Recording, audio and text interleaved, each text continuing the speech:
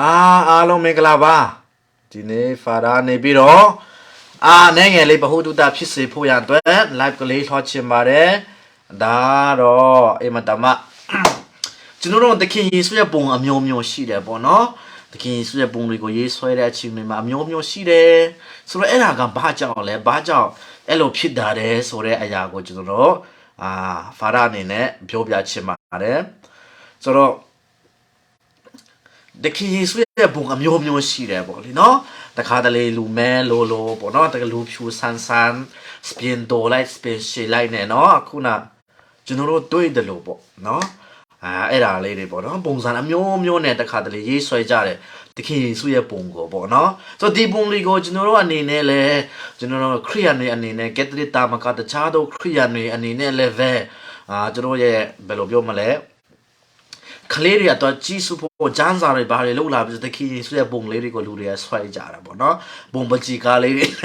တခင်ယေရှုရဲ့ပုံတခင်ယေရှုအကြောင်းကိုတင်ပေးကြတာပေါ့အဲ့ဒါကက်သလစ်တင်းတော်လည်းတုံးတယ်တော့ကျွန်တော်တခြားရင်ကိုခရိယန်တွေကလည်းတုံးတာပေါ့တခင်ယေရှုရဲ့ပုံကိုတုံးချင်းကတော့သူတို့များကလက်ခံကြတယ်ပေါ့နော်ဒါပေမဲ့ကျွန်တော်တို့အားလုံးသိပါတယ်ကျွန်တော်တို့ကဒီပုံတွေကိုကိုးကွယ်တာမဟုတ်ဘူးဆိုတာတဲ့အားလုံးသိပါတယ်ပေါ့နော်တစ်ဖက်မှာတချို့တွေကတော့အဒါကိုYouTube ပုံစံနဲ့ထုပြီးဆိုရင်ဒါကြတော့ကိုးကွယ်တာရောက်တယ်စသဖြင့်တဲ့သူကတော့ပြောတယ်ပေါ့လေနော်အဲ့ဒါလည်းကိုးကွယ်ခြင်းမဟုတ်ပါဘူးနံပါတ်1ကျွန်တော်တို့ဘာကြောင့်ဒီတခင်ယေရှုရဲ့ပုံကိုရေးဆွဲနိုင်တာလဲဆိုတဲ့အကြောင်းအရာလေးကိုဒီညပြောသွားကြဒီနေ့ဖာရာYouTube တခုကနေလူတယောက်ကဒါခရိယမဟုတ်တဲ့လူတယောက်ကနေပြီးတော့ resource လောက်ထားတဲ့အရာပေါ့နော်ရန်ကိုဘဟုတုတာရှိတော့ဒါလေးကိုကိုကလည်းဒီပေးချင်တာပေါ့နော်နံပါတ်1ကျွန်တော်တို့တီးတဲ့ကြည့်ရမှာကကျွန်တော်တို့ဟုတ်တယ်တမဟောင်းကာလမှာရှင်ကျွန်တော်တို့ကဖယားဆိုတာမမြင်ရဘူးလေမမြင်ဘူးပေါ့နော်လူမျက်စိနဲ့မြင်လို့မှတမဟောင်းမှာဆိုဣသရေလလူမျိုးတွေကဖယားကိုမြင်ပြီးဆိုရင်ကြောက်နေမြင်မှာကြောက်အရန်ကိုကြောက်လိုက်ရတာပေါ့နော်ဒါပေမဲ့ထူးခြားတာကတမတိကာလာရောက်လာတဲ့အချိန်မှာဖယားသခင်ကသူ့ရဲ့တားတော်ကိုပေါ့နော်သူ့ရဲ့ပုံဒရာနဲ့တူတယ်သူ့တားကိုလောကကြီးမှာစေလော့ပေးတာနဲ့အဲ့ဒီကလေးနဲ့ဒါဖယားဆိုတာထိတွေ့လို့ရလာပြီမြင်တွေ့လို့ရလာပြီဆိုတဲ့အရာလူတွေတည်တာအဲကြောင့်ကိုရိုတဲဩဝါဒစာခန်းကြီးအခန်းငယ်15မှာပိုးလူကဘာပြောထားတယ်လဲဆိုရင်ထိုတားတော်ဒီမျက်မြင်မရတော့ဖယားသခင်နဲ့ပုံဒရာတော်ဖြစ်၏နော်ထိုသားတော်ဒီမျက်မြင်မရတော့ဖယားသခင်နဲ့ဘုံဒရာတော်ဖြစ်၏ဆိုတဲ့အရာပေါ့တမဟောင်းကာလမှာမမြင်ရတဲ့ဖယားနော်တမတိကာလမှာသူ့ရဲ့သားတော်ကိုစေလို့ချင်းအဖြစ်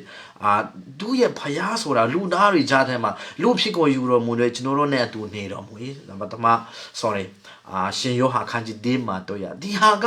ခရစ်တော်ကလောကကိုလာခြင်းကအရာရာကိုပြောင်းလဲသွားစေတာပေါ့နော်ကျွန်တော်တို့အဲ့ဒါကြောင့်သခင်ယေရှုရဲ့ဘုံတွေအမျိုးမျိုးတည်ရှိခြင်းရဲ့အကြောင်းအရာလေးကိုဖာဒါနေပြီးတော့ပြောပြချင်တာဖြစ်တယ်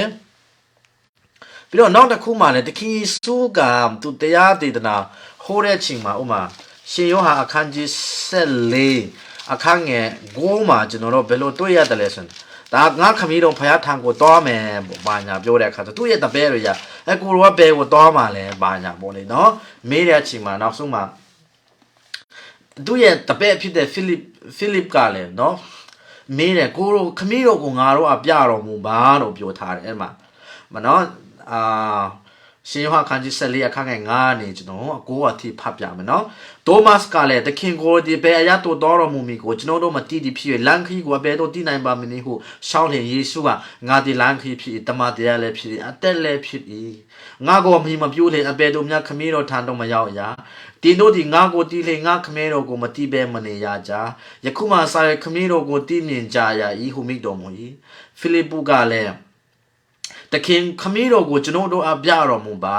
ထိုတို့ပြတော်မူလျင်ကျွန်တော်တို့အလိုပြည့်စုံပါမည်ဟုရှောက်လျင်ယေရှုကဖိလိပ္ပုဤမြကာလပတ်လုံးငါသည်တင်းနဲ့အတူရှိပြီးမှတင်းဒီငါကိုမတိသေးတယ်လို့ငါကိုမြင်တော်သူဒီခမီးတော်ကိုမြင်၏တိုးဖြစ်လျင်ခမီးတော်ကိုကျွန်တော်တို့အပြတော်ပါဟုတင်းဒီအပေတော်ဆိုရတဲ့နီနော်အဲ့ဒီမှာကျွန်တော်တို့တခင်ယေရှုရဲ့ခင်မာဂရက်ကဒါခမီးတော်ဖယားရှိတယ်ပေါ့နော်ဒါတော်ဖယားလောကမှာခရစ်တော်ရှိတယ်ခမီးတော်ကိုငါတို့ကပြတော်မူပါပြောတဲ့အချိန်မှာတမန်တော်ကြီးတွေတောင်းမှာအဲ့လိုမေးခွန်းနေနေကြတယ်ခရစ်တော်ရဲ့အကြောင်းကျွန်တော်ကိုတွေ့တဲ့လူကခမီးတော်ကိုတွေ့တာပဲပေါ့နော်ဘာကြောင့်အခုချိန်ဒီမှာတည်သေးတာလဲအခုနဂိုရိုတဲဩဝါဒစာခန်းကြီးတဲ့ခန်းငယ်15မှာ ထိုသားတော်ဟာမျက်မြင်မရတော့ဖယားသခင်ရဲ့ဘုံတရံဖြစ်တယ်နော်ဘုံရိပ်ဖြစ်တယ်မြင်တွေ့ရပြီဒီဟာကအရာရာကိုပြောင်းလဲသွားစေတဲ့အရာဖြစ်တယ်ဆိုတော့သခင်ယေရှုရဲ့ဘုံတွေအဆက်ဆက်ပြောင်းလဲတာပုံကိုဘာကြောင့်ရှိတယ်လဲပေါ့နော်ဘာကြောင့်ဒီလိုဘုံတရံလေးတွေကကွာခြားတယ်လဲဆိုတဲ့အရာလေးကိုကျွန်တော်တို့တစ်ချက်လေးနားထောင်ကြည့်ရအောင် He's usually depicted as a gentle-looking European with long hair and a beard, like in this famous 1940 painting of Jesus by Warner Salmon. Of course, Jesus wasn't European, though. Beard. Like in this famous 1940, usually depicted as a dozen years, Jesus has been depicted in many different ways. But as I'm sure you know, nowadays he's usually depicted as a gentle-looking European with long hair and a beard. Like in this famous 1940 painting of Jesus by Warner Salmon. Of course, Jesus wasn't European, though. He was from the Middle East. So, in recent years, there have been attempts by several different artists to show what Jesus really looked like. ဆိုတော့ခုနပြောတော့တဲ့အရာကတော့ဟုတ်တယ်ဒီနှစ်ပေါင်းနဲ့ထောင်ကာလမှာသခင်ယေရှုရဲ့ဘုံတွေကိုဘုံစံမျိုးစုံနဲ့နော်သခင်ယေရှုရဲ့ဘုံကပါတမန်တော်ကြီးတွေတော့မိုးဆယ်တော့အာဗြဟံပေါ့နော်ဘုံစံမျိုးစုံနဲ့ရေးဆွဲကြတာပေါ့နော်ဒါပေမဲ့ကျွန်တော်တို့အားလုံးမြင်တွေ့နေတယ်ဥမာမြန်မာပြည်ဖက်မှာခေတ်စားတာကဘာလို့လဲဆိုရင်1940လောက်မှာဒါပကြီးဆယ်တယောက်ကရေးဆွဲတဲ့ဒီယူရိုပပေါ့နော်နောက်ဥရောပနိုင်ငံဖက်ကသူကယူရိုပနိုင်ငံသားပုံစံနဲ့ရေးဆွဲတာဖြစ်တယ်ပေါ့လေနော်ဒီပုံလေးကိုပေါ့လေနော်ဒီဟာကတော်တော်လေးကိုပို့ပြီးမှလူအတော်များများကတုံ့ပြတဲ့အနေထားဒါပေမဲ့တကယ်ဘယ်လိုတခင်ဆွဲပုံတရံလေးတွေကဘယ်လိုပုံစံတွေတခြားဟာတွေရှိသေးတယ်ဆိုတဲ့ဟာကိုလည်းကျွန်တော်တို့ကြည့်ကြမယ် Such as this anthropological reconstruction by Richard Neve, or this a photorealistic image by Bas Uderwijk. Well, ဆိုတော့အခုနတွေးတဲ့အတိုင်းပဲပေါ့နော်တခင်ယေရှုရဲ့ပုံဖြစ်နိုင်ချေရှိဆုံးကိုဒီမှာကြောင့်တခင်ယေရှုကကျွန်တော်တို့သိတဲ့အတိုင်းသူကအနောက်ဥရောပနိုင်ငံသားမဟုတ်ဘူးလေနော်စပင်ရှိနဲ့ဘာညာနဲ့ဒါပေမဲ့သူကနောက်တကယ်ပကြီးဆရာတွေပညာရှင်တွေကပြန်လို့တော့တခင်ယေရှုရဲ့ပုံတရံလေးတွေက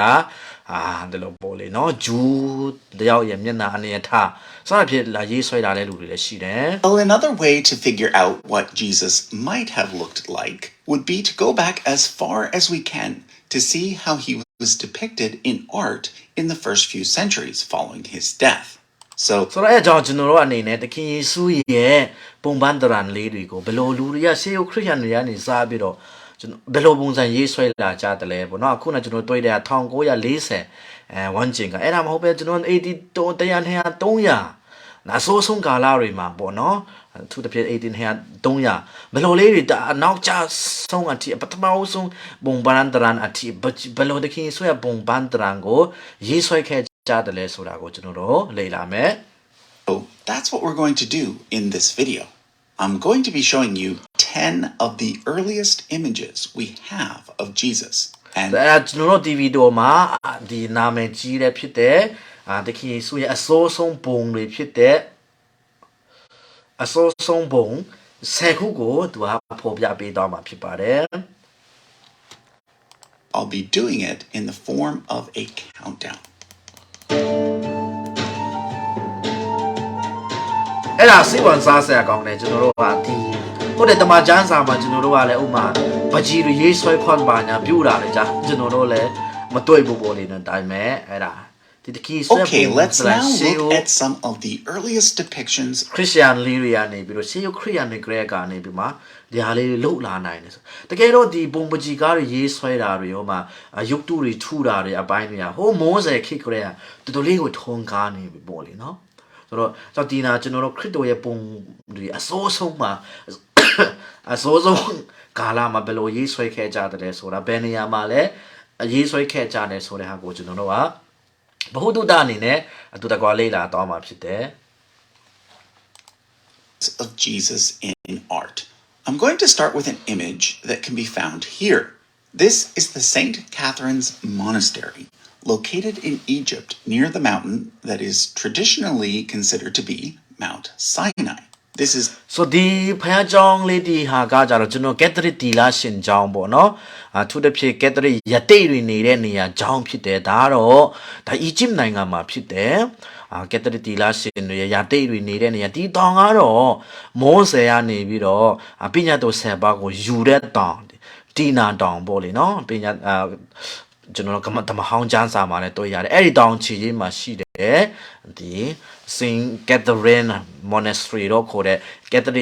Catherine ယတိတ်ကျောင်းမှာเนาะယတိတ်ကျောင်းမှာရှိတဲ့ဘုံပကြီးကားချအကြောင်းကိုအရင်ပြောပြချင်ပါတယ်တဲ့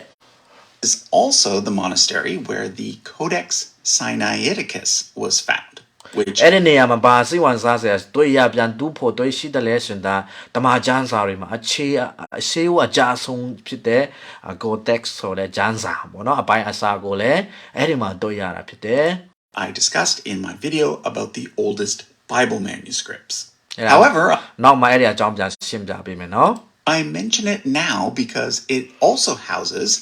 this image, considered to be one of the oldest Byzantine icons still in existence. ဆိုတော့ဒီဘုံပေါ့ဒါတခင်ဆွဲပုံကိုဒီလိုပုံစံရေးဆွဲတဲ့အရာက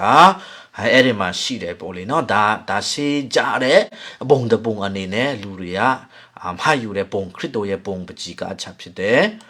to around 550 CE. Now, if you know ဒါ8500ကျော်မှာရေးဆွဲတဲ့ဘုံပကြီးပေါ့လေနော် thing about the history of the Byzantine Empire, aka the Eastern Roman Empire, you'll know that icons were a source of great controversy. So အဲ့ဒီဟာကကျွန်တော်8500ကျော်မှာဖြစ်တဲ့ Byzantine Empire ပေါ့နော်ဒါ Roman Empire ရဲ့အစိတ်ချမ်းJustinian Empire ရဲ့လက်ထက်တုန်းကအခြေအနေဖြစ်တယ် Basically, an icon is a religious image used for worship. In the early medieval period, there were some Byzantine Christians who felt that icons should be used, and others who felt that they should not be used. Well, during most of the 700s into the early 800s, those who felt that they should not be used held sway. And therefore, during those years, many of the oldest images of Jesus were destroyed. However, this particular one survived because it was located in Egypt, which by that time was controlled by Muslims. Now, let me point out two things about this particular. ဆိုတော့ခုနကျွန်တော်တို့တွေ့ရတဲ့အတိုင်းပဲပေါ့နော်ဒါ8500နောက်ပိုင်းကနေစပြီးတော့8500နောက်ပိုင်းကနေစပြီးတော့တချို့တော့အစိတ်တိုင်း Roman Empire မှာပေါ့နော် Justinian the Great ဦးဆောင်မှုအဲ့ဒီမှာတချို့ခရစ်ယာန်တွေဒါ Catholic တွေပါပဲအဲ့ဒီတုန်းက Orthodox ခရစ်ယာန်တွေမှာဖြစ်လာခင်ပေါ့နော် Catholic အတင်းတော်အနေနဲ့ရှိတော့တချို့တွေကလည်းဘူရင်တပါသူတို့ Empire ဘူရင်ကစပြီးမှကျွန်တော်တို့ဒီဘုံပကြီးကားချက်တွေကိုကျွန်တော်တို့ကဖယားเจ้าတွေမှာချိတ်ထားတာတွေဝတ်ပြုကိုးကွယ်တဲ့နေရာမှာထားတာတွေကသူကဓမ္မကျမ်းစာကိုနားလည်မှုလွှဲပြီးတော့ဒါပညာတော်ဆယ်ပါမှာယုတ်တုမလို့ရဆိုပြီးတော့အဲ့လိုဖယားတားမြစ်ထားတာဖြစ်တဲ့တော့ကြောင့်ဒီဟာလေးတွေထားခြင်းကကျမ်းစာနဲ့ဆန့်ကျင်ပါတယ်ဆိုပြီးတော့ဘူရင်ကနေစပြီးတော့သူတို့ပြဿနာတက်တာအဲ့ဒါနဲ့တချို့တွေလည်းအဲ့လိုထင်တယ်တချို့ကက်သလစ်ယဟန်တွေအချင်းချင်းမှာဆရာတော်တွေအချင်းချင်းမှာတောင်မှအယန်ကိုပဲလို့ဆွေးနွေးငင်းခုန်စရာဖြစ်တာတချို့ကတော့ no ကျွန်တော်တို့အဲ့ဒါကိုကျွန်တော်တို့ကကိုးကွယ်နေတာမဟုတ်ဘူးဒီဘုံပကြီးကားချက်တွေကိုကျွန်တော်တို့မကိုးကွယ်ဘူးဒီဟာတွေကကျွန်တော်တို့ခရစ်တော်ရဲ့အခြေအနေကိုဖော်ပြပေးတဲ့ကျမ်းစာအခြေအနေကိုဖော်ပြပေးတဲ့အရာတွေပဲငါတို့ဒီဟာတွေမကိုးကွယ်ဘူးစသဖြင့်ပြန်ပြောရတဲ့ဒါသူတို့အများကြီးငင်းခုန်မှုတွေဖြစ်ခဲ့တယ်အဲဒါကြောင့်ကျွန်တော်ကက်သလစ်အတင်းတော်989မှာလीနော်ဘူယာမေကြီး Hadrian ရဲ့လက်ထက်မှာ the first ရဲ့လက်ထက်မှာဘူရင်က Constantine 6ရဲ့လက်ထက်မှာကျွန်တော်တို့က Council of Nicaea နှစ်ကိုစီးဝေးပြီးတော့အဲ့ဒီမှာပဲဟုတ်ပြီအားလုံးကကျွန်တော်တို့ဒါကကျွန်တော်တို့ကကိုးကွယ်တာမဟုတ်ဘူးဒါကျွန်တော်တို့ကဒီဟာလေးကိုခရစ်တော်ရဲ့ပုံပကြီးကခုနဖတ်ခဲ့တဲ့ခရစ်တော်ဟာကျွန်တော်တို့မမြင်ရတဲ့ဘုရားရဲ့တားတော်ရဲ့ဘုံတရံဖြစ်တဲ့ image ဘုံတရံဘုံရိပ်ဖြစ်တယ်ဆိုတာကိုလူတွေနားလည်တာပြီးတော့ဒါဆက်လက်တွန်းဖို့အဲ့ဒီ council မှာကျွန်တော်တို့ကအစည်းအဝေးကြီးမှာ ဆုံးဖြတ်ပြပါအခုချိန်ကြီးကျွန်တော်ခရိယန်တွေကနေတုံးနိုင်တာဖြစ်တယ်အဲ့ဒီမတိုင်ခင်မှာရှင်အကြောင်းအခုနပြောတော့တဲ့လူကလည်းအဲ့ဒီပြဿနာတက်တာတဲ့ချိန်မှာအဲ့ဒီမတိုင်ခင်မှာသူတို့ခရစ်တော်ရဲ့ပုံပန်းပကြီးကားချတဲ့ကိုရေးဆွဲတဲ့အရာတွေကအကုန်လုံးမီးဆော့ဖြက်စီးပြီးတော့လေတချို့အဲ့ဒါကိုမုန်းတီးတဲ့လူတွေကဒါကောင်းတဲ့ဒါရှေးဦးကြတဲ့ပုံတွေတောင်မှအဖြစ်စည်းခံလိုက်ခဲ့ကြရတယ်လေနော်ဒါပေမဲ့ဒီဟာလေးကကြတော့ဂျန်တော့တာပေါ့နော်ဒီဟာလေးကတော့သူတို့မဖြက်စီးနိုင်ခဲ့ဘူးပြောချင်တာဒါလေးကတော့အဲ့ဒီခေတ်ကနေဂျန်တော့တဲ့အရာဖြစ်တယ် depiction of Jesus. First, it is in a style known as the Christ Pantocrator, which to this day is quite frequently used in Eastern Orthodox churches. Some of its main features include a halo with a cross in it, a New Testament in Jesus' left hand, and his right hand making a very specific gesture that represents the letters I, C, X, C, which stands for Jesus Christ. Secondly, this ဆိုတော့ကျွန်တော်တို့ဒီပုံတွေကိုကြည့်ရင်လေနော်အမြဲတမ်းဆေးယိုခရိယန်တွေရအဲ့တော့ပေါ့ဒီပုံပကြီးကားလေးတစ်ခုကိုကြည့်ချင်းအဖြစ်တာအဲ့ဒါရေးဆွဲချင်းအဖြစ်ခရစ်တော်ရဲ့အခြေအနေခရစ်တော်ရဲ့ထင်လုံးတာလူတယောက်ရဲ့မျက်နှာပုံစံအနေအထားလေးကိုကြည့်ယုံနေလေနော်ဒါပေမဲ့အခုခေတ်မှာစိုက်ကိုပြောရမှာလားလူတယောက်ရဲ့မျက်နှာကိုကြည့်ပြီးမှလူတယောက်ရဲ့အနေအထားကိုကြည့်ပြီးမှလူတွေကသူ့ရဲ့အခြေအနေကိုတမ်းမှတ်ကြတယ်လို့တိကြတယ်လို့ဆေးခရိယန်နေတဲ့ဒီပုံပကြီးကားချလေးတွေကိုကြည့်ပြီးတော့အဲ့ဒီပုံမှာလူတွေကအော်ဒါပါတိပဲဆောင်းတယ်ဆိုတာသူတို့နားလေခဲ့ကြပေါ့အခုတော့တွေးတဲ့ဒါ Orthodox အတင်းတော်မှလည်းတုံးတယ်ဒီဟာကြောင့်ဓမ္မတိကျမ်းစာပေါ့ New Testament ကိုတော့ဂိုင်းတဲ့အနေအထားပေါ့နော်ဒါကြတော့သူရဲ့ဒီ Greek လို့ပေါ့လေနော်ဒါ Jesus Christ ဆိုတဲ့ဒင်ဂီတာစတာဖြစ်ပေါ့နော်ဒီမှာဆိုကားတိုင်းပုံစံစတာဖြစ်ပေါ့အဲ့ဒါလေးတွေသူရဲ့ပုံပကြီးကားချက်လေးကအများကြီးစကားပြောတယ်ဆိုတဲ့ဟာပေါ့နော်particular Christ Pantocrator is unique in that there's something special going on with Jesus's face. At first glance, the eyes look a bit weird, and you might have assumed that the artist was simply not that good. But the reason why the face looks a bit strange is that the artist actually painted two different faces. This becomes clear if you mirror each side. The reason for this probably has to do with the artist's attempt to symbolize Jesus' supposed dual nature. Okay, the next image we're going to look at is located. ခုနကျွန်တော်တို့တွေ့တော့တဲ့အရာကတော့ကျွန်တော်တို့တခင်ယေရှုရဲ့ဘုံเนาะဒါအဖြစ်နဲ့ခုရှိတဲ့လူစားတိခါနဲ့ဖယားဖြစ်တဲ့ဆိုတဲ့ပုံစံကိုဖော်ပြတဲ့ပုံဖြစ်ခဲ့တယ်ပေါ့เนาะ Okay ဒုတိယပုံကိုဆေးဦးဆုံးကြတဲ့ဒုတိယပုံကိုကြည့်အောင်Located in the Israeli town of Shivta, which is actually not too far from the St. Catherine's Monastery. It too comes from a Byzantine site and dates to around 550. But as we're about to see, it is quite a bit different. For one thing, the image is no longer in very good shape. The church it is located in now lies in ruins. And although the site was investigated in the 1930s, it was only in 2018 that this image was noticed. Here's what it looks like. If you can't see much, အခုကျွန်တော်တို့တွေ့ရတဲ့ဒီကြောင်းကတော့ပေါ့နော်ဒါဖះကြောင်းဖြစ်ခဲ့တယ်ဒါတော့ပျက်စီးသွားပြီဒါခုနရှိမှတွေ့ခဲ့ St. Catherine Monastery ဒါရတိတ်ကြောင်းနဲ့အနီးနားမှာရှိတဲ့ကြောင်းတစ်ခုပေါ့နော်ဒီထဲမှာကြံတော့တဲ့ဒီဟာကိုဒါပညာရှင်တွေတူးဖော်ပြီးမှကြည့်တဲ့အချိန်မှာပုံတပုံသူတို့တွေ့တာပေါ့လေနော်1930ဝန်းကျင်မှာ 18 that this image was noticed. Here's what it looks like. If you can't see much, I don't blame you. Let me zoom out a bit and add some lines. ဒါတော့သူ့ရဲ့ပုံပေါ့နော်ဂျန်အဲ့ဒီနေရာမှာတွေ့ရှိတဲ့ပုံအကြောင်းပေါ့နော် So two things stand out right away. One is that this Jesus does not have a beard. And two, he appears to have short, curly hair instead of long, straight hair. So, although this image was created around the same time as the previous one, it represents a very different way of depicting Jesus, one that we will see more of the further back in time we go. A good example. ဆိုတော့ခုနကျွန်တော်တို့တွေ့တဲ့အရာကတော့ကျွန်တော်တို့ ဒါဒီနေရာမှာခရစ်ယေရှုရဲ့ပုံကိုရေးဆွဲတဲ့အချိန်မှာ तू ကစပင်ကိုရှေ့တယ်လို့မတွေ့ရဘူးစပင်ကောက်လေးနဲ့ပေါ့နော်သူတို့ရဲ့နှခမ်းမွေးမရှိဘူးအစိတ်မှာတော့နှခမ်းမွေးရှိတယ်စပင်ရှေ့တဲ့ပုံစံပေါ့နော်ဒါ AD 900နောက်ပိုင်းမှာရေးဆွဲတဲ့ပုံဆိုပေမဲ့လို့လည်းမတူညီဘူးပေါ့လေနော်ဟဲ့လား Jesus, one that we will see more of the further back in time we go.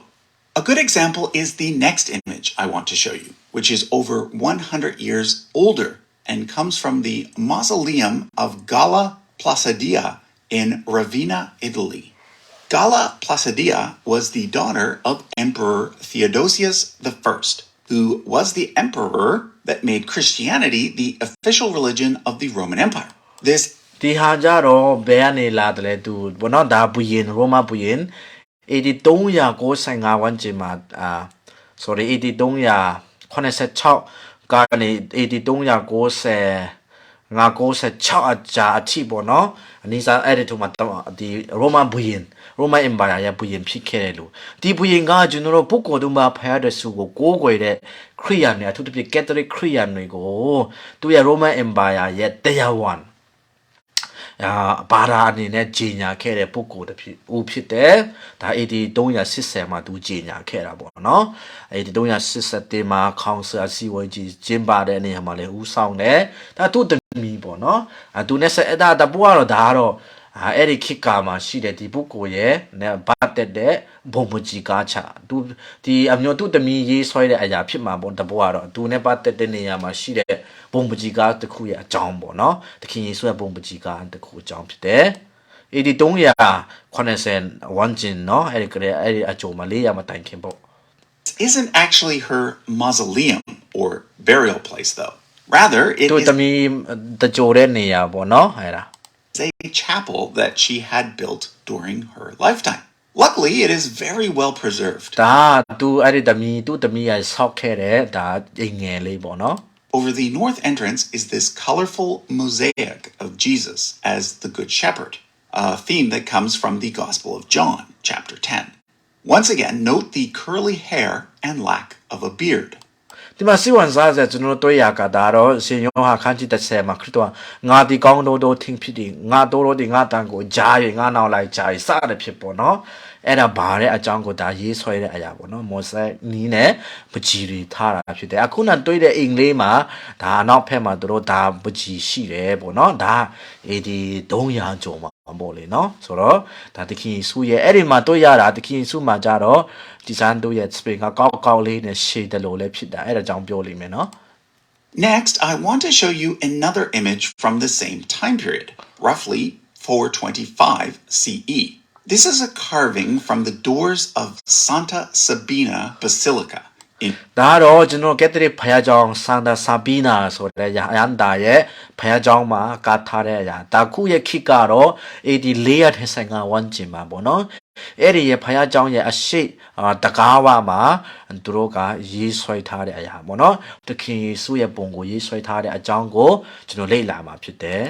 in Rome, which is the headquarters of ရောမမြို့မှာဖြစ်တယ် the Dominican Order of Catholic Friars. What makes this image particularly important is that it is the oldest known image of Jesus on the cross, the other two individuals being the two thieves that Jesus was traditionally said to be crucified alongside. ဒါအဲ့ဒီမှာတွေ့ရတာတော့ဒါကတခင်ယေရှုကဝရတောင်ပေါ်မှာတည်ခံတဲ့ဒီမှာတခိုးနေအောင်ပေါ့နော်အဲ့ဒီဟာကိုသူတို့ရေးဆွဲထားတာဖြစ်တယ် Here, Jesus once again has a beard, which goes to show that during the 5th and 6th centuries, there was still some variation when it came to how Jesus was depicted. ဒီမှာလည်းတခင်ယေရှုကစပင်ကောက်လေးနဲ့စပင်ရှည်တဲ့အနေထားနှခမ်းမွေးရည်ရှိတဲ့အနေထားလေးတွေ့ရတယ် Let's now move from the 5th century to the 4th century, i.e. the 300s CE. Most of the images from this century, as ဒါ well တော့ as AD 300ဝန်းကျင်မှာပေါ့နော်ဖြစ်ပျက်ခဲ့တဲ့အရာတွေနဲ့ပတ်သက်ပြီးတခင်ယေရှုပုံတွေအကြောင်းကိုလေ့လာကြမယ် any that are even older, are located in catacombs. Catacombs are underground burial places, and in ancient Rome, there were many of these. It is often said that early Christians used these catacombs to worship in secret for fear of being persecuted. However, generally speaking, this is not actually true. Most of the catacombs were used by early Christians as, well, catacombs, a place to bury the dead. But what's useful for our purposes is that အခုနကျွန်တော်တို့တွေ့ရတဲ့နေရာဒီဟာလေးတွေကပေါ့နော်ဒါသူတစ်ပြည့် Roman Empire မှာသူတဲ့ Roma မြို့မှာအခု Roma မြို့မှာတွားနေတွေ့ရမှာပေါ့နော်ဒါရှေးဥခရိယန်တွေကနေပြီးတော့သူတို့လူတွေကိုတကြိုဖို့နေရာတုံးတယ်ပြီးတော့အဲ့ဒီတစ်ခါတည်းသူတို့တွေက Roman Empire တပ်ဖြတ်တဲ့အခါကျတော့ခရိယန်ယုံကြည်သူတွေဖြစ်တော့အဲ့ဒီလူတွေကဒါအထူးသဖြင့် Catholic ခရိယန်တွေပေါ့အဲ့ဒီတုန်းကတော့အဲ့တော့တပ်ဖြတ်တဲ့အချိန်မှာသူတို့ကတခါတည်းအဲ့ဒီဥကူရီပေါ်မှာပြေးလှော်ပြီးမှလည်းမိဆာတရားတွေဆူတောင်းခြင်းတွေလုပ်ကြတယ်ဆိုတာပေါ့နော်တစ်ဖက်မှာလည်းဒါလူခရိယန်တွေတည်တော့ရှိရင်ခရိယန်တွေကိုတကြိုတဲ့နေရာလေးတွေတင်းချိုင်းကူလေးတွေပေါ့နော်ဒါ catacomb လို့ခေါ်တယ်အခုရိုမာမြို့မှာတွေ့ရင်တွိုင်းတယ်တွေ့ရမှာအဲ့ဒါတွေက of the catacombs were used by early Christians as, well, catacombs, a place to bury the dead. But what's useful for our purposes is that catacombs were often decorated, and because they were located underground and eventually forgotten, many of the decorations survived longer than those that were located above ground. Take, for example, this next image. And အဲ့တော့ eventually ကျွန်တော်တို့မှာ forgotten. စိတ်ဝင်စားစရာကောင်းတာကခဏနေနော်အေးအဲ့ဒီမြေအောက်ခမ်းမှာလူသေးတွေကိုမြုပ်နှံတဲ့ခရိယန်တွေကအတုံးပြတဲ့တချို့နတ်ကိုးကွယ်တဲ့လူတွေလည်းရှိမှာပေါ့ဒါပေမဲ့တချို့တွေပြောတာတော့ခရိယန်တွေကသူတို့တင်းချိုင်းခရိယန်တွေကိုမြုပ်မဲ့နေရတင်းချိုင်းတွေတတ်ပေါ့နော်အဲ့လိုမျိုးထားတယ်အဲ့ဒါကို catechism လို့ခေါ်တာပေါ့နော်ဒါပိုရမင်းကြီး Callistus အဲ့ဒီ300ကြာပိုရမင်းကြီးကနေပြီးတော့တေချာပြန်ပြပြပြင်တာပေါ့ခရိယန်တွေအတခံရတဲ့ခရိယန်တွေတကြိုတဲ့နေရပြောချင်တာကအဲ့ဒီနေရာတွေကိုပြန်သွားလေ့လာတော့ရှင်ဒါ 83 ရာမတိုင်ခင်ပါမနော်အဲ့ဒီမှာစိတ်ဝင်စားစရာသွားတွေ့တာဘာတွေရှိတယ်လဲဆိုရင်အခုနကျွန်တော်တို့တွေ့တဲ့အတိုင်းတခီဆွရဲ့ပုံတွေကြစားတခီဆွရဲ့ပုံတွေရှိမယ်အဲ့ဒါလေးတွေပေါ့ဒီမှာအဲ့ဒါလေးတွေနဲ့သူကအဲ့လောက်တင်းချိုင်းကူလေးတွေကိုအလားရှင်ထားတာတွေကိုထူးထူးခြားခြားသွားတွေ့ရတာဖြစ်တယ်ဒါ83ရာမတိုင်ခင်ပေါ့နော်ကွန်စတင်တိုင်းကခရိယန်တွေကိုဘာသာရေးလောလာခွန်မှာဘေးခင်ခရရတာပေါ့နော်ခရိယန်တွေကိုတပ်ဖြတ်နေကြတဲ့အချိန်ဒါအထူးသဖြင့် Catholic ခရိယန်တွေအဲ့ဒီတုန်းကပေါ့နော်အရာဆိုရင်တော့တပ်ဖြတ်ရိုမန်ဘာယာဘုရင်တွေကတားနေတဲ့အချိန်ဘိုးရမင်းကြီးတွေကိုတပ်ဖြတ်တဲ့အချိန်ဆရာတော်တွေ Bishop တွေကိုတပ်ဖြတ်တဲ့အချိန်မှာဒါသူတို့ချုံနိုင်ခဲ့တဲ့နေရာတွေကိုတွားလို့ရှိရင်အဲ့လိုရှေးခရိယန်တွေကနေဒီလိုဘုံဘန်းပကြီးကချတွေကိုတုံးနေတာစိတ်ဝင်စားစရာအနေနဲ့တွေ့ရတာဖြစ်တယ် Underground and eventually forgotten, many of the decorations survived longer than those that were located above ground. Take, for example, this next image from the catacombs of Kamadilla. Here we have what's likely the oldest surviving image of a bearded Jesus. အဲ့ဒီထဲမှာကျွန်တော်တို့တော့တွေ့နိုင်တဲ့အရာတို့ထူးခြားတာဒီမှာလဲတခီစုဟာဒါ83ရာမတိုင်ခင်မှာရေးဆွဲတဲ့ပကြီးကားအရာပေါ့နော်ရေးဆွဲချင်းအရာအဲ့ဒီဒင်းချိုင်းကူတွေမှာပေါ့နော်တခီဆွစပင်ကောက်ကောက်လေးနဲ့နှခမ်းမွေးနဲ့စပင်ရှိပုံစံနဲ့တွေ့ရတယ်နော်ဒီဟာတွေကအခုရိုမာမြို့ကိုတွားနေတွေ့ရမှာတကယ်ရှေးဟောင်းလက်ရာတွေပေါ့လေနော် to around 375 CE. What's 375 83ရာ85ဝန်းကျင်ကရေးထွေးတွေ့ရှိတဲ့အရာပေါ့လေเนาะသူကပြောတာတော့ interesting about this 1,650-year-old image is that it's not too far off from the average image of Jesus we see today. The two symbols on each side of his halo are an alpha and an omega, the first and last letters of the Greek alphabet. Often စီဝန်စားတာ alpha and omega ပေါ့နော်ငါဒီအစဖြစ်တဲ့အဆုံးနဲ့ဖြစ်တယ်ဆိုတဲ့ကျမ်းစာထဲကငါဒီဖျားဖြစ်တယ်ပေါ့လေနော်အစအဆုံးဒီအဲ့ဒီဟာကိုသူကဒါလေးတွေ basic လေးတွေရှိထားတာပေါ့လေနော်8300ကျော်မှာအဲ့ဒါပေါ့နော် used by early Christians to represent the belief that Jesus has existed for all eternity. But take တဘောကတော့ဒါတခင်ဆိုတာဒါစထာဝရအဆုံးမစအစမရှိတဲ့ပုဂ္ဂိုလ်ပေါ့နော်ဒါတဘောကသူ့ရဲ့တဘောကိုယုံကြည်ကြပြီးတော့သူတို့ရေးဆွဲခဲ့တဲ့အရာပေါ့နော်ခရိယာရှေးယုခရိယာတွေကနေပြီးတော့ ဒါပေမဲ့အခုနတွေ့ရတယ်လို့ပဲအခုခေတ်ကျွန်တော်တို့တွေ့တဲ့အတိုင်းအဲ့ဒီတုန်းကရေးဆွဲတဲ့အရာမှာဒါသခင်ယေရှုကလည်း special တဲ့ပုံစံတစ်ခါမွေးပါတဲ့ပုံစံတော့စသုံးနေပြီဆိုတဲ့ဟာပေါ့နော် Away that halo and the two letters, and we're still left with an image that most people today would easily identify as being Jesus. However, this is not going to be the case for the images that are even older than this one. This is because originally Jesus was always depicted without a beard. And as we're about to see, he usually just looks like a typical Roman from the time of the Roman Empire. Take, for example, this image from the catacombs of Marcellinus and Peter. Here we see a woman depicted as touching of Marcellinus and Peter. This image from the catacomb, and as we're about to see, he usually just looks like a typical Roman from the time of the Roman Empire. ဒီမှာအဲ့ဒီဒါ8300ကျော်မတိုင်ခင်လေးတွေမှာစိဝန်စားဆရာပြန်တွေးတာပြန်တာခုနတွေးခဲ့တဲ့ဟာထက်ပိုပြီးမှအရင်ဆိုးတဲ့ပကြီကားတွေမှာကျွန်တော်နော်တခင်ဆိုရောမာနိုင်ငံဒါလိုလေးပေါ့လေနော်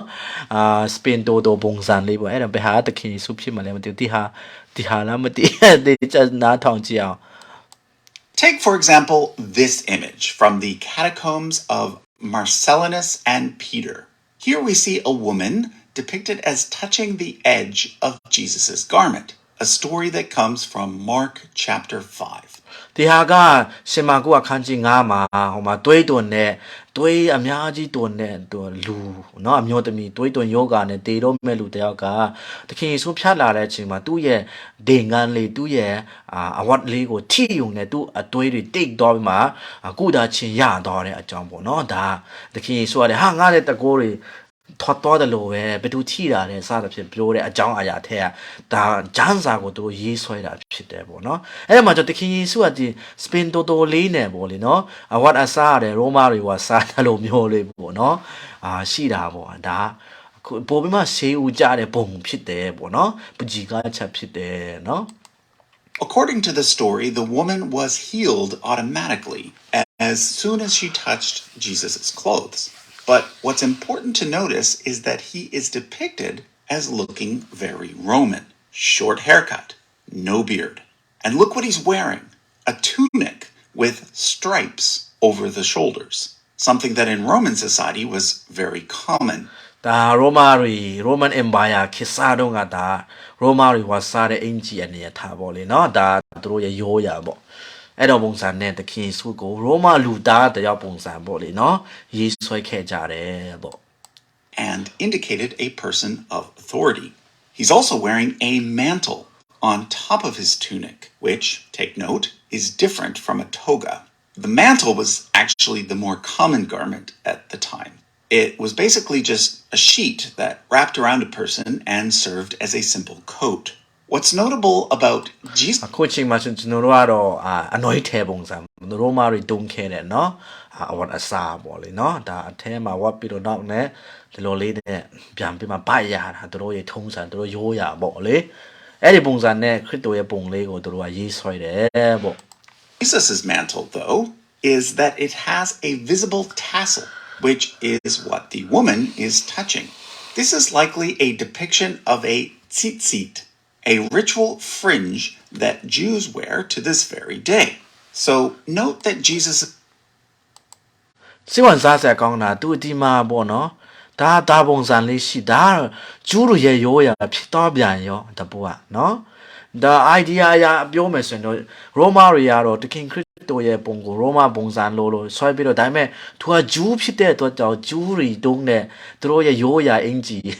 ပုံစံလေးနဲ့လဲပတ်ထားတယ်လို့မျိုးလဲဖြစ်တဲ့ခြေရှိတယ်ဆိုပြီးမှတုံးတတ်တာဖြစ်တယ်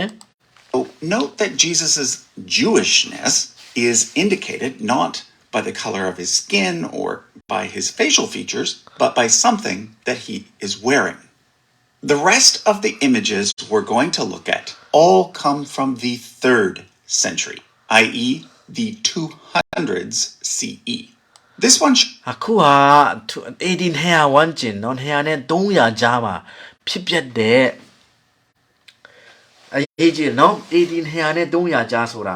Constantine ဘုရင်တောင်မှဘုရင်မှာဖြစ်လာသေးဘူးနော်သူကဘုရင်ဖြစ်လာ AD 314မှာ sorry AD 300ခဏလေး310နှစ်လာအဲ့ဒီ1300ကျော်မှာပေါ့နော်ဆိုတဲ့အခါကျပြောချင်တာကချက်လေးကြည့်ရအောင်သူကဘယ်ချိန်မှာမွေးတယ်သူကဘယ်ချိန်မှာ emperor ဖြစ်တယ်ဆိုတာဘုရင်ဖြစ်တယ်ဆိုတာပေါ့လေနော် Okay သူကAD 306နဲ့စပြီးတော့သူက Roman Empire ရဲ့ဘုရင်ဖြစ်လာတယ်ဆိုတော့ကြောင့်ဒီအခုကျွန်တော်တို့တွေးရမယ်ဒီအခုလာမယ်ပုံပကြီးကားချလေးတွေရာအမတမအရေးကြီးတယ်နော်ဒါ AD 300မတိုင်ခင်တွေးရှိရတဲ့ဆေယုခရိယန်တွေအတုံးပြတဲ့သခင်ယေရှုရဲ့ဘုံပကြီးကားချက်တွေသခင်ယေရှုရဲ့ဘုံပကြီးကားချက်ကိုဆေယုခရိယန်တွေကလည်းရေးဆွဲတာတွေကိုသူတို့အနေနဲ့အော်ဒါဂျန်စာမှာခေါ်မပြူဘူးနတ်နဲ့ဆိုင်တဲ့ဟာအဲ့လိုမျိုးသူတို့မတမ်းမခဲ့ကြဘူးပေါ့လေနော်သူတို့သခင်ယေရှုရဲ့ဘုံကိုသူတို့ခေတ်ကာလရာတော့မှာတော့ကွန်ပျူတာမပေါ်ဘူးလေမပေါ်တဲ့အတွက်ကြောင့်သူတို့ခိခါရပကြီးနဲ့ရေးဆွဲခဲ့ကြတယ်ဘုံလေးတွေကိုလေ့လာတော့မှာဖြစ်တယ်ဒါ AD 300မတိုင်ခင်နော် AD 200နဲ့300ကြားပါဖြစ်ပျက်တဲ့အရာလေးတွေဒါတကယ်ဒါဆေယုခရိယန်တွေတပ်ဖြတ်နေတဲ့အခါချင်းခိုင်နေရတဲ့အချိန်နော် AD 313မှာပဲဆေယုခရိယန်တွေကိုတပ်ဖြတ်ခြင်းကိုရတတ်တာလေဘုရင် Constantine ဘုရင်ကအဲ့ဒီမှာတိုင်ခင်မှာဆေယုခရိယန်တွေဘုံမကြီးကားချလေးတုံးနေတဲ့ဆိုတဲ့ဟာကျွန်တော်တို့မှာငင်းဖွယ်ရမရှိဘဲနဲ့ဘဟုတုတအနေနဲ့လေ့လာတော့ကြမှာဖြစ်တယ်နော်အဲ့တော့ကျွန်တော်ကက်သလစ်အတင်းတော်ကအဲ့ဒါဒီအဲ့ဒီတုန်းကရှိတဲ့အတင်းတော်အနေနဲ့ဆိုတာရိုမာမြို့မှာဆိုတာကက်သလစ်အတင်းတော်ဒါတကဘာလုံးမှာပါပဲအဲ့ဒီခိခါလာမှာကျွန်တော်တို့ညီအကိုခရိယန်တွေဖြစ်လာတာကAD 1519နောက်ပိုင်းပေါ့နော် Orthodox အတင်းတော်ဖြစ်လာAD 1054မှာဆိုတော့အဲ့ဒီမှာတိုင်ခင်မှာခုဖြစ်ပျက်တဲ့အရာအားလုံးကဒါကက်သလစ်အတင်းတော်ရဲ့တမိုင်းတွေလည်းဖြစ်တာပေါ့နော်ဒါပေမဲ့ကျွန်တော်ဆေးခရိယန်တွေရဲ့အစလည်းဖြစ်တာကျွန်တော်အားလုံးကခရိယန်ဖြစ်တယ်ကျွန်တော်ဆေးခရိယန်တွေကဘယ်လိုရိုမဘုရင်တွေကထိစတပ်ဖြတ်နေတဲ့အချိန်မှာတော့မနဖယားကိုကိုယ်ခိုင်းတဲ့အချိန်မှာတော့ယင်းပြီးတော့ခရစ်တော်ကိုကိုယ်တဲ့ဆေးခရိယန်တွေဆိုတဲ့ပုဂ္ဂိုလ်တွေကတခင်ရဲ့ပုံစံတခင်ရဲ့ဆွဲပုံတွေကိုရေးဆွဲတဲ့ဆိုတဲ့အရာတွေကိုအခုလေ့လာတော့ကြမှာဖြစ်တယ်နော်ဒါအခုကတော့ AD 300မတိုင်ခင်သခင်ယေရှုရဲ့ပုံတွေဖြစ်သွားတယ်အဲ့ဒါလေးကိုလေ့လာရအောင်ဘဟုတုတအနေနဲ့ပေါ့နော် shows Jesus raising Lazarus from the dead. Again, we get the short haircut with no beard combined with a simple tunic and mantle. But ဒီနေရာမှာကျွန်တော်တို့ဒီပုံကAD 200 300ကြားမှာပေါ့နော်အဲ့ဒီပုံကဒီမှာလာဆူဟာတီးနေတာဝတ်တွေနဲ့ဘတ်ပြီးတော့လေနော်သူက၄ရက်တောင်မှကျွန်တော်တို့ရှင်ယောဟန်ကြားမှာတွေ့ရတယ်လေကူထဲမှာအောင်းနေပြီတခင်ယေရှုကလာပြီးတော့လာဆူကိုဆင်ပြန်ထမြောက်စေတဲ့ဓမ္မကျမ်းစာအကြောင်းအရာကိုသူတို့ပုံမကြီးကားချက်လေးနဲ့ရေးဆွဲခဲ့ကြတာတကယ်ဒီ300မတိုင်ခင်ကဆေးရုပ်ခရိယန်တွေနော်တော်များပြောလေးရှိတယ်ကက်သလစ်အတင်းတော်ဒါဆေးရုပ်ခရိယန်အတင်းတော်ဆိုတာတချို့အတီးတယ်ဒါပေမဲ့ Constantine ဘုရင်ဖြစ်လာမှပဲဒီဘုံပကြီးကားချတွေထုတ်တာတွေရုပ်တုတွေထားတာတွေအဲ့ဒီခါမှပေါ်လာတာဆိုတဲ့ဟာတွေကတိဟာကြည့်ချင်တာဖြစ်ဒါမဟာယောနဲ့ဆိုတာပြောချင်တာဒါ Constantine ဘုရင်မဖြစ်လာခင်ကလေးကဆေးရုပ်ခရိယန်တွေကဒီလိုသူတို့ရဲ့သခင်ရဲ့ဘုံကိုရေးဆွဲနေကြပြီဆိုတဲ့ဟာလေးကိုပြောပြချင်တာဖြစ်ပါတယ်ဘဟုတုတအနေနဲ့ပေါ့လေနော်ဆိုတော့ကျွန်တော်တို့ကConstantine ဘုရင်ကပဲဒါလေးတွေခရိယန်လောကထဲကိုတဲဆောင်လာတာအဲ့တော့ခရိယန်လောကကပျက်စီးသွားတယ်ကက်သလစ်အတင်းတော်အနေနဲ့ပျက်စီးသွားပြီဆိုတဲ့ဟာတွေကဒါမဟာယောနဲ့ပြောဆိုချက်တွေဖြစ်တယ်ပေါ့နော်တော့ယုံစရာမလိုဒါကတမိုင်းတီးတဲ့လူတွေကဒါလေးယုံမှာအခုကျွန်တော်ပြပေးတဲ့ဗီဒီယိုကဒါခရိယန်တူတယောက်လောက်တာမဟုတ်ဘူးတကယ်ပညာရှင် research လုပ်တဲ့လူရဲ့လောက်တာဖြစ်တယ်ကက်သလစ်ဘာသာဝင်လည်းမဟုတ်ဘူးတခြားခရိယန်လည်းမဟုတ်ဘူးဒါပေမဲ့ရှေးခရိယန်တွေကဘယ်လိုပုံတွေတုံးခဲ့တယ်ဆိုတဲ့ဟာကိုသူကလေ့လာပြီးတော့အခုတင်ပေးတဲ့ဗီဒီယိုလေးဖြစ်ပါတယ်เนาะကဲစိတ်ဝင်စားစရာပါပဲဆက်ကြည့်အောင်သူကเนาะလာဆရုကိုရှင်ပြန်ထားမြောက်စေတဲ့သခင်ယေရှုဒီမှာတော့သခင်ယေရှုကထိပ်ပြောင်းပုံစံပေါ့เนาะဂျီဇန်စပင်းလည်းမရှိတဲ့အနေအထားဒါပေမဲ့ဝါစားတဲ့ပုံကတော့ရိုမာဆန်လေးလို့ရှိပါသေးတယ်ပေါ့เนาะဒါလေးပေါ့เนาะ this time he's got a wand.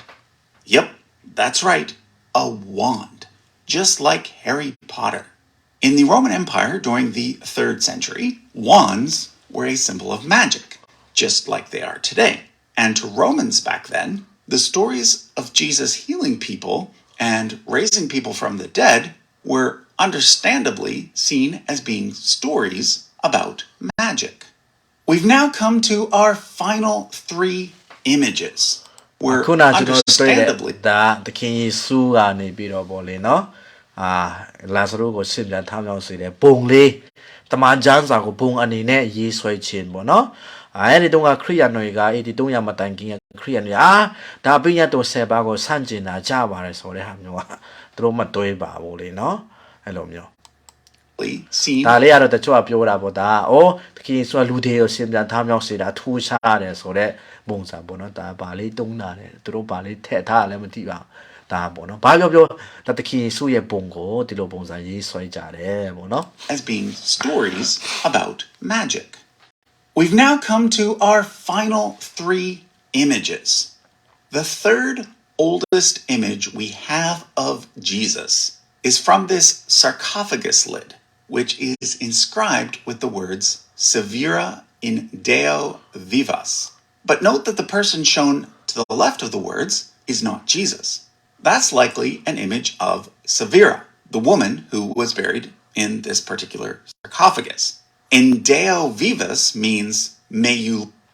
live with God. Jesus is over here. He's, of course, the baby being held by his mother, Mary. Standing behind them is presumably Joseph.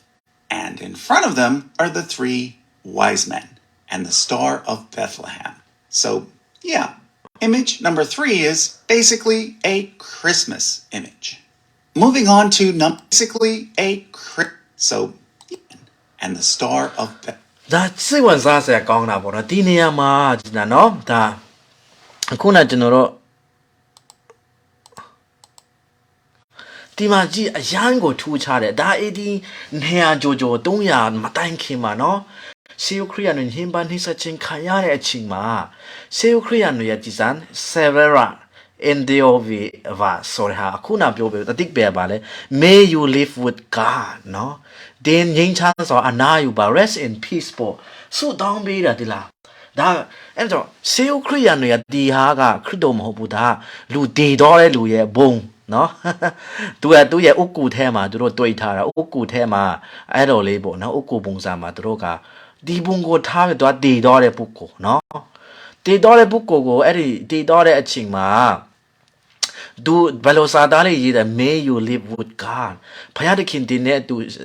တင်ဖယားတခင်နဲ့ရှိပါတဲ့ဘုရားနင်ကောင်းတဲ့ဘုံရောက်ပါစေနင်ကောင်းကင်ရောက်ပါစေဆုတောင်းပေးတဲ့မြတ်တာစာအခုချင်းဆို rest in peace ပေါ့ RIP ပေါ့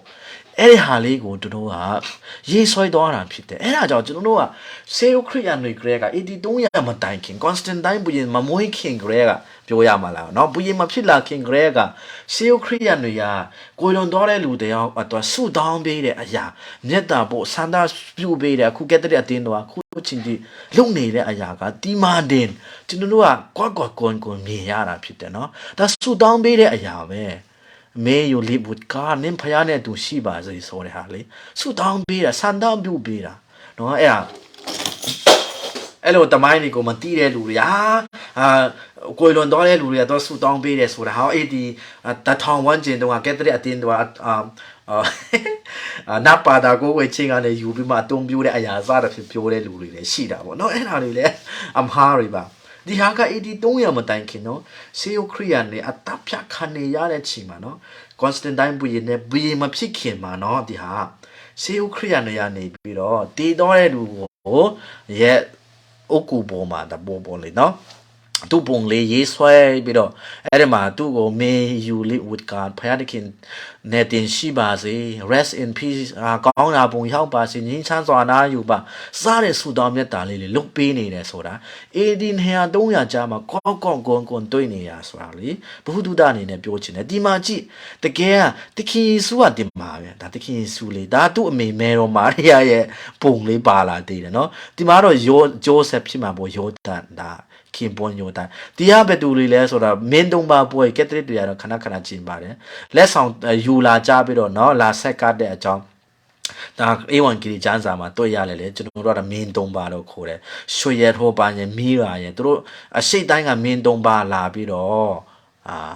အဲ့ဒီပညာရှိတွေတော့ခေါ်တာကျမ်းစာမှာတော့3ပါတော့မရေးပါဘူးဒါပေမဲ့ကက်သလစ်အတင်းတို့ကသူတို့လက်ဆောင်လေးတွေကိုကြည့်ချင်းအပြင်မင်း3ပါတော့ခေါ်တာပေါ့လေနော်သူတို့ကလက်ဆောင်လေးလာပေးတယ်ခရစ်စမတ် event လေးကိုလေ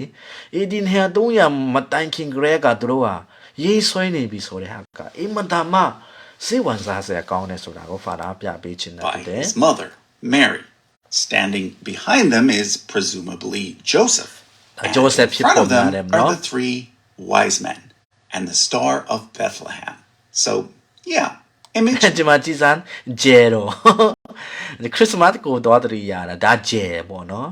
ဒါပို့ကတော့အဲ့ဒီမင်းပညာရှိတွေဂျယ်နောက်ကိုလိုက်လာပြီးတော့ခရစ်တော်ရှိလာကြတာလေအဲ့ဒါပဲသူတို့ကကျမ်းစာကိုပကြီးကနေရေးဆွဲတာပေါ့လေနော်ကြောင့်ကျွန်တော်တို့ကတခါတလေအော်ဒီဟာလေးတွေဆေးခရစ်တန်တွေရဲ့ဘဝတွေကိုမသိပဲနဲ့ဒီရုပ်ပုံကားချက်တွေကဒါကွန်စတန်တိုင်းပြင်ပေါ်လာမှမဟာယွန်းနဲ့ကက်သလစ်အတင်းတော်ကပြုတ်လောက်လာတာဆိုတဲ့ဟာအဲ့ဒါမဟာယွန်းနဲ့ပေါ့နော်ဒါလည်းမဟုတ်ပါဘူးဆိုတာဆေးခရစ်ယာန်တွေတကယ်တမ်းဖြတ်ချင်းခံရနေတဲ့အချိန်ကာလမှာတောင်းမှသူတို့ကအဲ့လိုမျိုးလေးတွေလုံနေကြပြီဆိုတဲ့ဟာပေါ့နော်ဘ ഹു တုဒအနေနဲ့ဒါကျဲတော့နော်လမ်းပြကျဲတော့ဒါပညာရှင်မင်း3ပါ Number 3 is basically a Christmas image. Christmas image ခရစ်တော်ခရစ်စမတ်ကာလကိုတွားတရိယာစေတာပေါ့နော် Moving on to number 2, which is this image that comes from the catacomb of Calixtus and dates to around 250 CE. Here, ဒါ1850ဝန်းကျင်မှာနော်ဒါကတကယ်ကွန်စတန်တိုင်းဘုရင်လည်းမမွေးခင်မှာနော်ရေးဆွဲခဲ့တဲ့အရာဒါခရစ်တော်ရဲ့ပုံလေးဖြစ်တယ်ဆေးခရစ်ယာန်တွေကတပ်ဖြတ်ချင်းခံရတဲ့ကာလမှာရေးဆွဲတဲ့ပုံလေးဖြစ်တယ်ကက်တဂုမ်ရိုမာမြို့မှာခုချင်းတိရှိမယ်ပေါ့နော်စိတ်ဝင်စားစရာကောင်းတယ်နော်တချို့လူတွေက8300နောက်ပိုင်းမှာကွန်စတန်တိုင်းဘုရင်ကဒီလိုပုံလေးပါရေးဆွဲခြင်းရုပ်တုတွေထူချင်းတူကနေပဲစတင်တာဆိုတဲ့ဟာတွေကရှင်းပြောရနော်အဲ့ဒါတွေကမဟာယွန်းနဲ့တကယ်ကိုကျမ်းစာရတယ်မဟာတယ်တမိုင်းအရာတယ်ပါတယ်ကျွန်တော်အားလုံးသိပါတယ်တမဟောင်းကာလမှာတောင်မှကောင်းကင်တမန်ခေရိုပင်ရဲ့ရုပ်တုတွေကိုဖယားကိုယ်တိုင်ကမိုးဆယ်ကိုထူလို့ခိုင်းတာတွေရှိနေပြီအဲ့ဒါခရစ်တော်မလာခင်နဲ့ BC 1500ကြာတယ်အဲ့ဒီမတိုင်ခင်မှာကိုရှိနေပြီပေါ်လေနော်အဲကြောင့် Constantine ဘုရင်ကပဲအဲ့ဒီဟာတွေကခရိယန်လိုရာကိုတဲဆောင်လာပြီးတော့ကက်သလစ်အတင်းတော်လမ်းလွှဲသွားတယ်ဆိုတဲ့ဟာတွေကရှင်းပြောရင်ဒါလည်းမဟာရွတ်နဲ့ကျမ်းစာချိခါမတီးဘူးတမိုင်းလည်းနားမလဲတဲ့လူတွေစကားတစ်ခုတာဖြစ်တယ်နော်ဆက်နားထောင်ကြည့်အောင်တရားခုနပြော1850ဝန်းကျင်ကပေါ့နော်သူက Callistus က Pope Callistus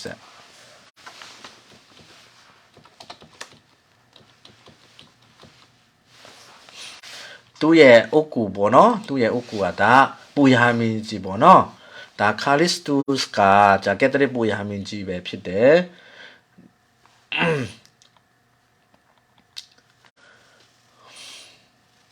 သူကSistus 118ကနေ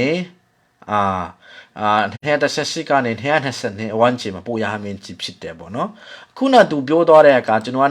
250လုံးကြားတာ215လို့ပြောတယ်လားမသိတစ်ချက်လေးပြန်နားထောင် Catacomb of Calixtus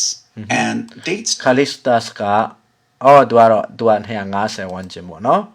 Calixtus and dates to around Catacomb of Calixtus ဒါပူရမင်းကြီးရဲ့အုတ်ကူပေါ့နော်ပူရမင်းကြီးရဲ့အုတ်ကူမှာနားမှာရေးဆွဲထားတဲ့ပုံလေးဖြစ်ပဲပေါ့နော်အဲ့ဒီပူရမင်းကြီးက230ကနေ223ဝန်းကျင်အထိပူရမင်းကြီးရိုမာမြို့မှာလုတ်တယ်ပေါ့နော်သူရဲ့အုတ်ကူမှာသူတို့ကဒီပုံကို1850ဝန်းကျင်မှာရေးဆွဲထားတာဖြစ်တယ် and dates to around 250 CE. Here, Jesus is once again depicted as being the Good Shepherd. And this time he's wearing a short tunic, the kind a shepherd at that time would have worn. Note that he also looks quite young, as he most likely would have been, considering that he died in his early 30s. You should also note that seeing a religious figure with a lamb or goat around his neck was not something that ancient Greeks and Romans would have found all that strange. In fact, they were quite used to that imagery, as it was commonly used in depictions of the god Hermes or Mercury. Okay, we've now come to imagery, as it was commonly used in imagery at ဒီမှာဒေချာကြည့်ရင်ကြည်စမ်းတာခရစ်တော်ကငါဒီကောင်းတို့ထင်းဖြစ်၏ဆိုတဲ့အချိန်မှာသူနော်တိုးထင်းရဲ့အတင်ကေတာနဲ့ရေးဆွဲတာဖြစ်တယ်ကြည်စမ်းသူကတိုးငယ်လေးတွေကိုသူ့ရဲ့အလဲပေါ်မှာထားတယ်ပေါ့လေနော်အနောက်မှာကျတော့ဒါဝန်ဘူလွေပဲထင်တယ်ဝန်ဘူလွေတွေထင်တယ်တိုးသူ့ရဲ့တိုးလေးကိုဝန်ကိုက်စားဖို့ဒါလာရင်တိုးထင်းအနေနဲ့ဘယ်လောက်ထိပြန်လဲခုခံပြီးတော့တိုးလေးကိုမပြည့်စည်အောင်ထင်းထားတဲ့ပုံစံမျိုးထင်တယ်ဒါဖာဒါမှားနိုင်တာကိုကြည့်ရတာကျွန်တော်ဝန်ဘူလွေလို့ပဲမြင်တယ်ဒီနောက်ကဟာတိုးလေးတာမသိဘူးဘာပြောပေါ့လေနော်အတိကပြောချင်တာခရစ်တော်ရဲ့ပုံကို1850ဝန်းကျင်ကလေးကအဲ့လိုပုံစံအသက်ငယ်ရွယ်သူက83လောက်မှာတက်တည်တာအသက်ခံရတာဟုတ်ဆိုတော့ငယ်ရွယ်တဲ့ပုံစံပေါ့နော်အဲ့လိုရေးဆွဲတယ်ပေါ့နော်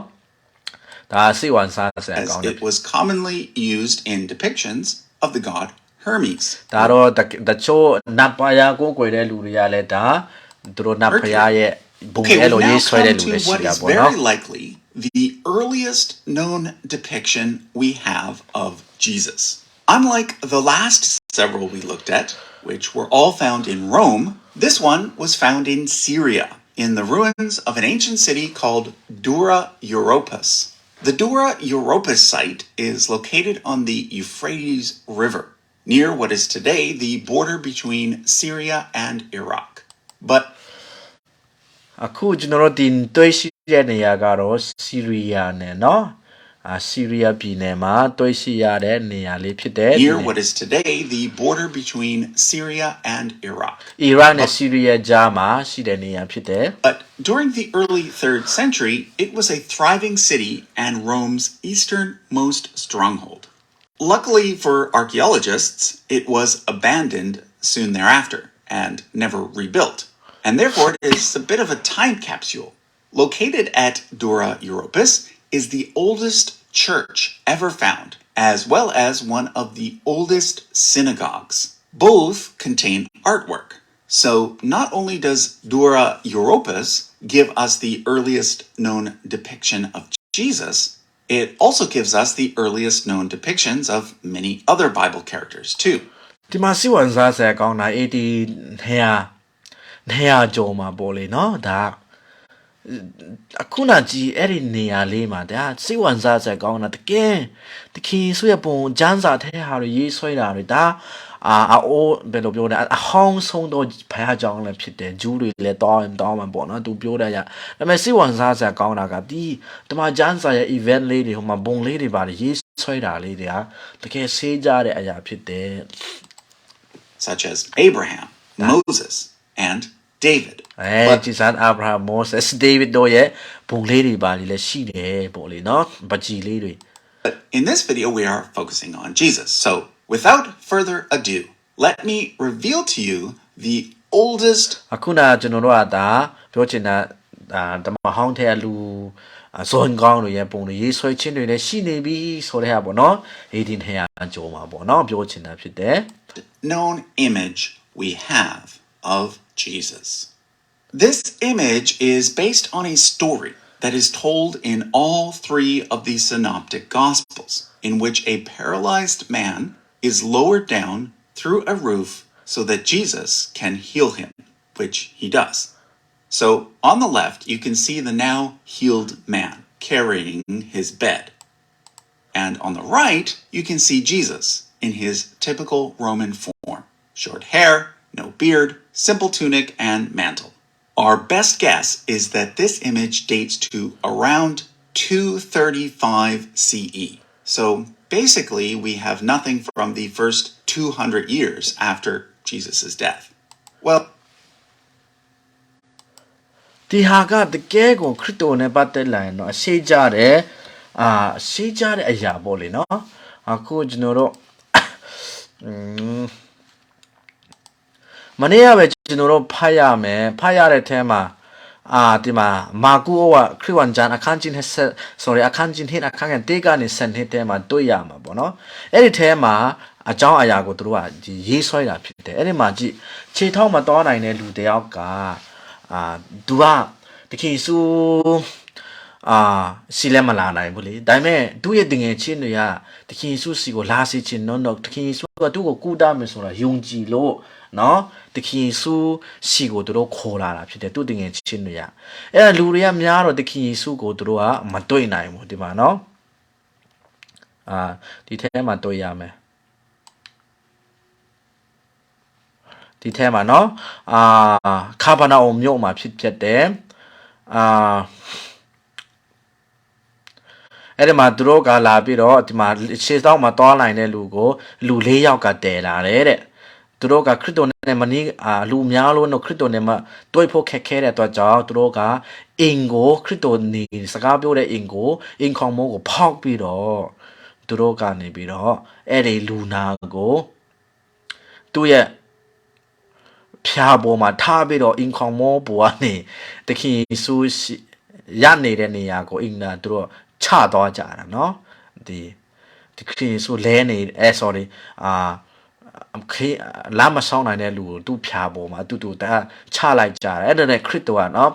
သူတို့ရဲ့ယုံကြည်ခြင်းเนาะကိုမြင်တဲ့အခါကျတော့အဲ့ဒီလူကိုနေ့ရက်ဖြစ်သူခွန်လောက်ခံရပြီးနေ့ရက်ဖြစ်သူဖြေလော့ပြီးလို့ပြောတာပေါ့နော်။အော်မှာဖာရီရှဲတွေဟာဒီလူကဘယ်သူမလို့လဲလူဖြစ်ကလူကဖယားပဲဖြစ်ကိုခွန်လောက်လိုက်တာဘာလို့ तू ကအဖြစ်ကိုခွန်လောက်နိုင်တာလဲအစားအဖြစ် complaint တက်တဲ့အကြောင်းပေါ့နော်။ကြားဖို့ကြားမှာပေါ့ကျွန်တော်တို့အဲ့တချို့ဘူကိုရီးယားရဲ့ကက်သလစ်ယဟန်တွေကဖယားတခင်ကခရစ်တော်တမန်တော်ကြီးတွေကိုပေးတဲ့အခွင့်အာဏာနဲ့လူတွေကိုနင်တို့ရဲ့ဖယားတခင်ခွန်လောက်ပါစေလောတော်ပြီလို့ပြောပြီးမှအာဘဖြည့်ခြင်းလုပ်တဲ့အခါဆိုတို့ကလာဒါဖယားသေးပဲလုပ်နိုင်တယ်ဘယ်ကြောင့်လုပ်နိုင်တာလဲဒါဖယားကိုစိုးကားတာပဲဖယားထက်နေရတာပဲဖယားကိုလွန်ကျူးတာပဲအစားတစ်ဖြစ်ပြောတတ်ကြတာပေါ့ဒီအဲ့လိုပဲဒီဖာရီရှဲတွေကလည်းဒီခင်ဆိုကနေရဖြစ်တွေခွန်လောက်ပြီလို့ပြောတာဟာဒီလူဘာလဲဟာအစားတစ်ဖြစ်ပေါ့ဖယားပဲလုပ်လို့ရတယ်လို့အစားတစ်ဖြစ်ဆော့ဆွဲကြပြောချင်တာစိတ်ဝင်စားစရာကောင်းတာအခုအဲမှာတကယ်ဆိုလူတူခြေထောက်မှာတောင်းနိုင်တဲ့လူရဲ့ယုံကြည်ခြင်းကိုကြည့်ပြီးမှကုသကာကွယ်တော့တာမဟုတ်ပြန်နဲ့ပါလေသူ့ကိုတည်လာတဲ့လူရဲ့ယုံကြည်ခြင်းကိုကြည့်ပြီးတော့ကုသတော့တာတွေ့ရတာအဲ့တော့ကျွန်တော်ကက်သလစ်အတင်းတို့ကဒါကိုလည်းနားရတယ်တဲ့အခါကျတော့ဟုတ်တယ်မှာကလေးတွေကိုဘာပတိဇံပေးတာတွေသူတို့ကယုံကြည်ခြင်းရှိတယ်ဆိုတာမရှိခြင်းဆိုတာသူမပြောတတ်ပေမဲ့လို့လေအဖေမေရဲ့ယုံကြည်ခြင်းအတင်းတို့ရဲ့ယုံကြည်ခြင်းသူ့ရဲ့ဆွေမျိုးတွေရဲ့ယုံကြည်ခြင်းခရိယာန်နဲ့ဖြစ်တဲ့အတွက်ကြောင့်သူတို့တမီးတွေကိုသူတို့ကလေးတွေကိုခရိယာန်ဘာသာလို့နဲ့ဘာပတိဇံပေးခြင်းနဲ့ဆိုတဲ့အခါကျတော့သူတို့ရဲ့ယုံကြည်ခြင်းအဖြစ်ဘာပတိဇံပေးတာမျိုးဆိုတာကနေလာတာဖြစ်တယ်။ဟုတ်တယ်ကျွန်တော်တို့ကက်သလစ်တွေကကိုယ့်ရဲ့အသက်အရွယ်ကြီးပြီဆိုရင်ကိုယ့်အနေကိုယုံကြည်ကြောင်းပြောရတယ်ဒါပေမဲ့ငယ်သေးတယ်ဆိုရင်တော့ကျွန်တော်တို့ကဘေးပါဝန်းကျင်နဲ့ယုံကြည်ခြင်းလိုအပ်လာတယ်ဆိုတဲ့ဟာပေါ့နော်။အဲတမဟောင်းကာလာမှာအရေးဖြားလှီးတာရှိရက်နဲ့ခလီတယ်လေခလီတွေမတိပေမဲ့လို့လေသူတို့ဆွေမျိုးတွေရဲ့ခေါင်းဖြေမီတွေရဲ့ယုံကြည်ခြင်းအဖြစ်တဲ့အရေးဖြားလေးပြီးတော့အသက်ရှိရကလေးကနေအစ္စရေးလူမျိုးအနေနဲ့ဖယားရှိမောက်မှာ member ဇင်းဝန်ကြတာပေါ့ဒါလေးတွေဘဟုတူတာပေါ့နော်ပြောချင်တာကအဲ့ဒီအကြောင်းအရာလေးကိုသူတို့ဒီမှာဘကြီးရေးဆွဲကြတာ1830ဝန်းကျင်မှာပေါ့နော်ဒီမှာတော့လူနာကသူ့ရဲ့ဖြာကိုမပြီးမှတခါတည်းတော်တော့တာပါပဲဒီမှာတခင်စုပေါ်လေနော်အဲ့ဒါဆိုတော့1830ဝန်းကျင်ကလေးကတခင်ဆွဲပုံပကြီးကရေးဆွဲခြင်းကရှိနေပြီဆိုတဲ့ဟာပေါ့နော်ဒါ1830ဆိုတာတကယ်ကို Roman Empire ဂျန်တန်ပြီးတော့ခရိယန်တွေတပ်ဖြတ်တဲ့ခေတ်ပါပဲ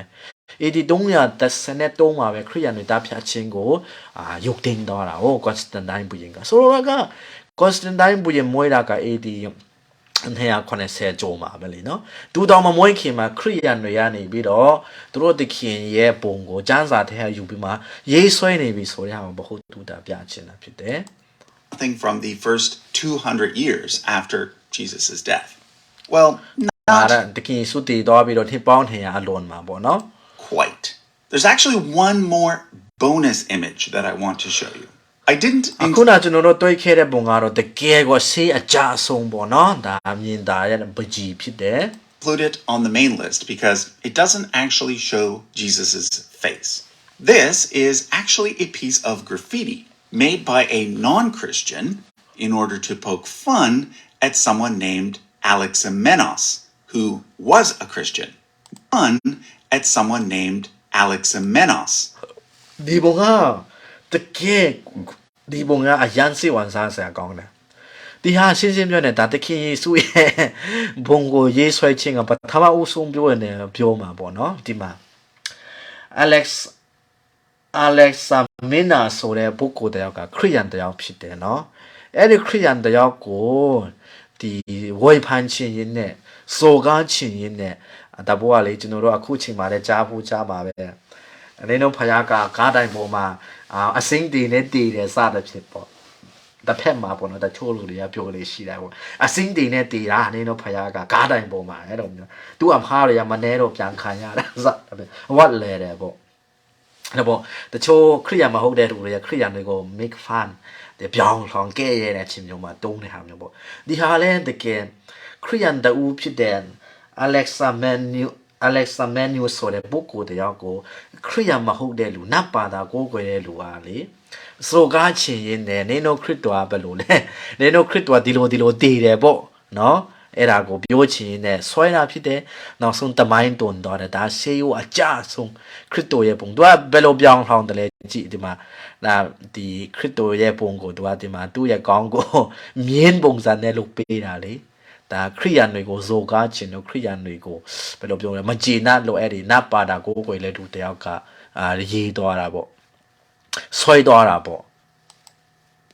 Who was a Christian. The words written in Greek and scratched below the image read, Alexamenos worships his God. အဲ့ဒီမှာစီဝန်စားဆက်ကောင်းတာကအဲ့ဒီစာလေးတွေတွေ့တယ်မလား Greek လိုလေးတွေနဲ့